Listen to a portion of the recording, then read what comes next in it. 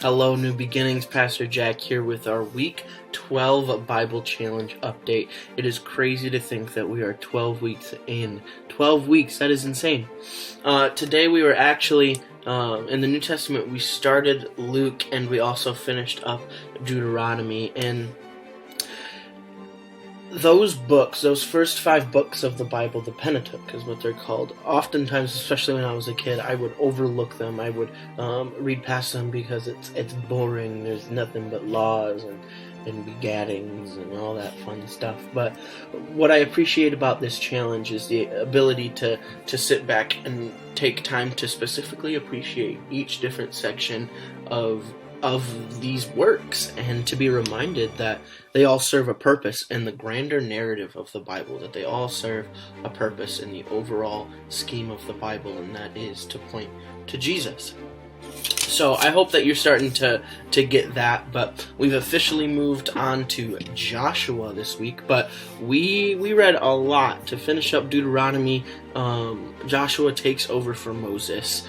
Talk about a scary role to fill. Those are some massive shoes to step into, but he takes over, he's called to succeed Moses. And then in the next couple of chapters we see that Moses blesses the tribes and then his eventual death. We've been reading about Moses for this entire time, and well, now it's Joshua. Now it's this new character. We haven't really seen a whole lot of him. We've seen him, but we haven't seen a whole lot of him. But then we get the story of the spies and Rahab, which is an amazing story, and I recommend reading it again and again because it shows God's faithfulness working through people. And then we have the crossing of the Jordan, and then finally Jericho, where they have the most unconventional battle strategy ever, but it worked because God works. Unfortunately, we see that they had enemies. Oh my gosh, I'm getting tongue-tied. But Jericho shows that God is faithful and God works. Maybe it's not in the way that you expect, but God works, right? Maybe He'll have you walk around something 7 times with trumpets, and you may not understand the 6th lap. You're like, God, I trust you, but man, I don't get it.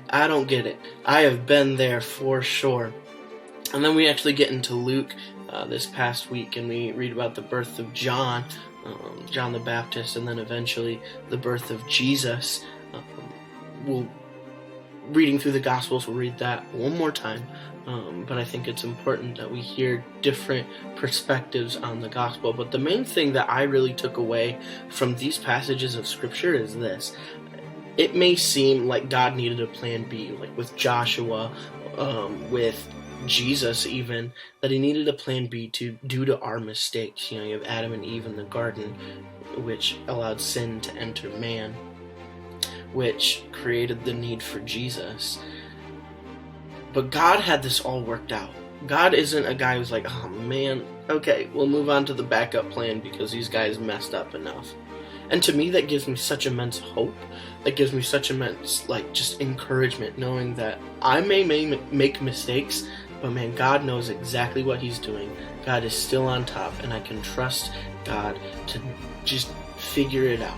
I don't have to figure it out. So, wherever you guys are right now, trust God and know that He knows what He is doing. You are not a plan B, and neither is where you are at. Sometimes we have to spend time in the desert to truly appreciate our promised land. So that's what I want to leave you guys with this. And as always, if you guys found yourself falling off this week, hop back on. We have the reading plan. April is coming up. Good time for a fresh start. But stay encouraged. This is gonna be fruitful. I promise you. I can already see God speaking through the Scriptures in my life, and I hope that He's doing the same for you. But anyways, that's all that I got for you guys. So I love you, New Beginnings. Hope you guys are still reading, and have a great day.